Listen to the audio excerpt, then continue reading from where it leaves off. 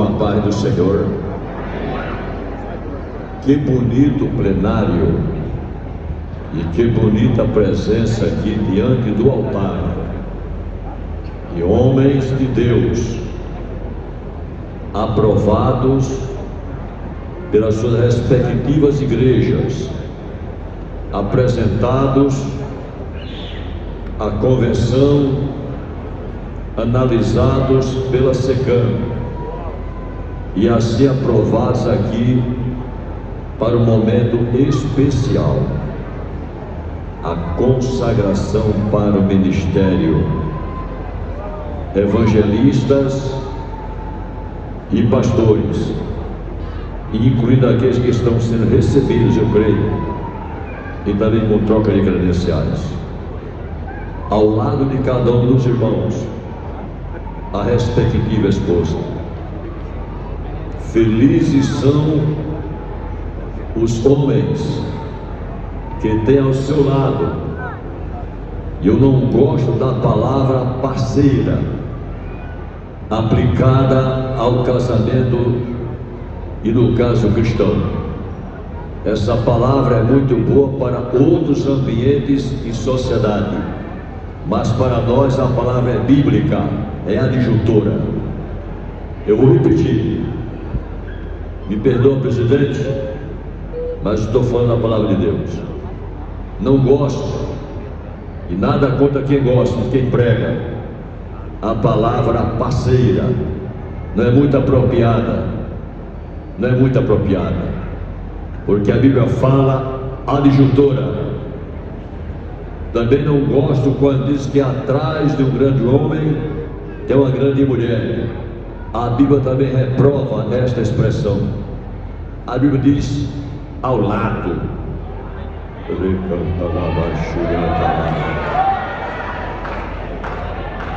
Ao lado, ou seja, é uma só carne. Não sou eu que eu estou inventando, é a Bíblia que diz.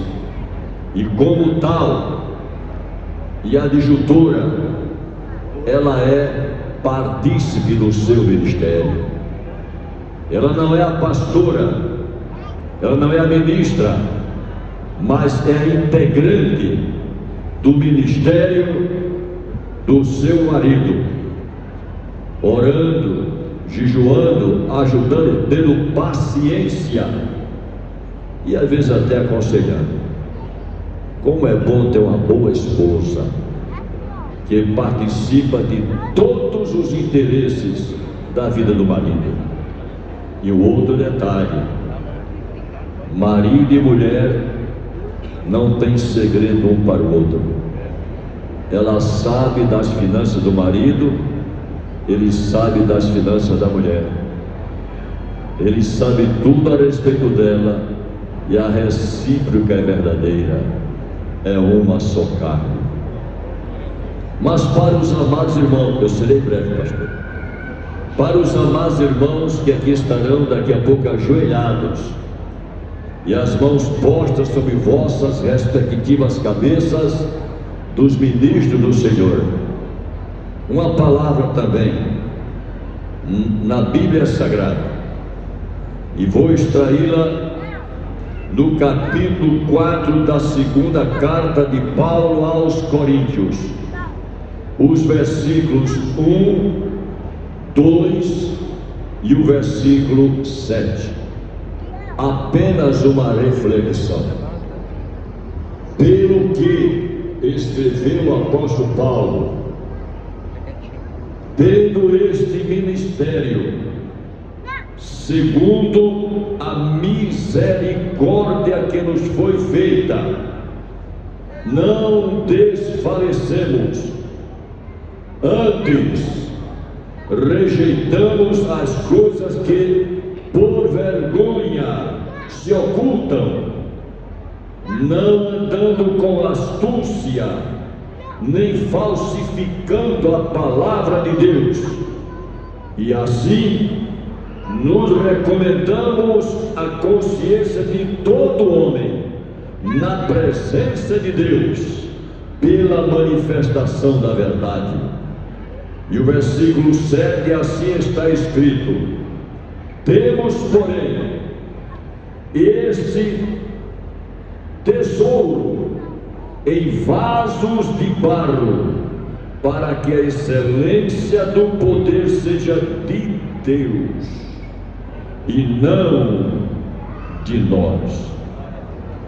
Reputo este texto lido para a minha vida como pastor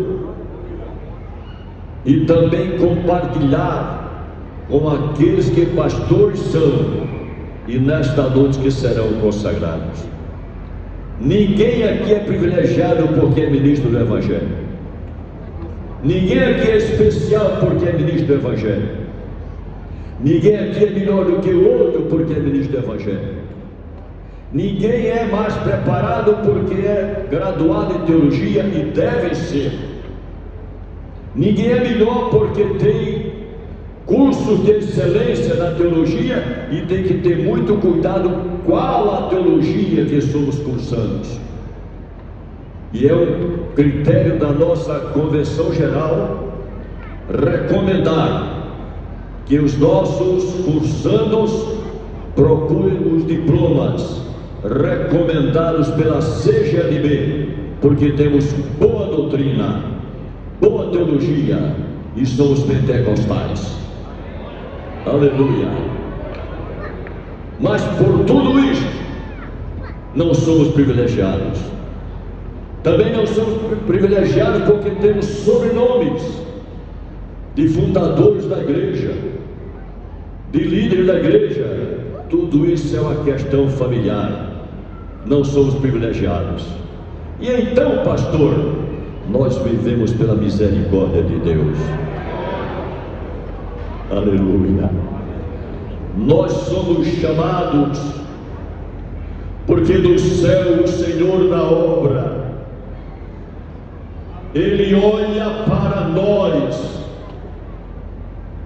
olha para o nosso coração, nosso íntimo, nosso comportamento, e assim lhe é peculiar pela sua soberania na sua obra designar alguns de nós para nos ajoelhar diante do altar, diante da igreja, sobretudo diante dele no céu, e receber com a imposição das mãos a consagração para o santo ministério, que muitos hoje talvez não levam a sério o que significa mãos postas sobre a sua cabeça, não leva em consideração o que significa se ajoelhar diante do altar, diante do céu,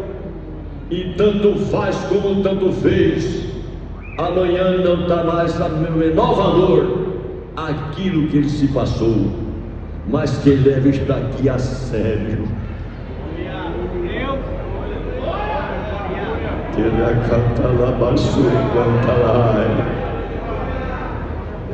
Quem leva isto aqui a sério, o que, pastor?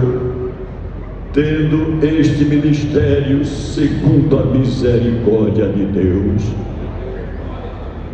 O ministério é uma concessão divina. O ministério não é uma vaidade a se expor. Paulo disse para os anciãos de Éfeso, no capítulo 20 e 24 de Atos: nada, vou enfatizar, meu amado, nada. O que é nada? É quaisquer situações das condições pessoal e interesses.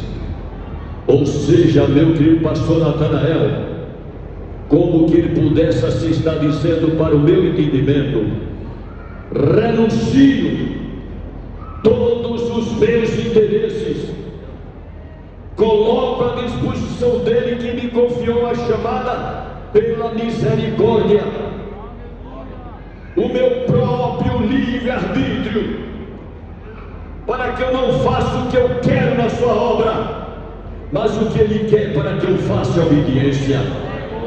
Aleluia! Em nada tenho a minha vida por preciosa, continuou o apóstolo Paulo, conquanto que eu cumpra. Agora preste atenção, meus amados, não estou dando aula de teologia, estou apenas cumprindo um momento que me confiou o presidente, para que eu cumpra, preste atenção, a ordem das palavras, para que eu cumpra a carreira e o ministério. Não há ministério que não seja estabelecido a carreira. Engana-se quem diz: sou consagrado, mas não sei o que eu vou fazer. Desista. Alguém te enganou ou está se enganando? Porque quando Jesus chama, já estabeleceu uma carreira. Anunciou: o Espírito do Senhor está sobre mim, porque me ungiu, e sabemos o porquê foi ungido. E mais tarde Pedro disse na casa de Cornélio: ele foi ungido para fazer o bem, o que o Pai mandou fazer.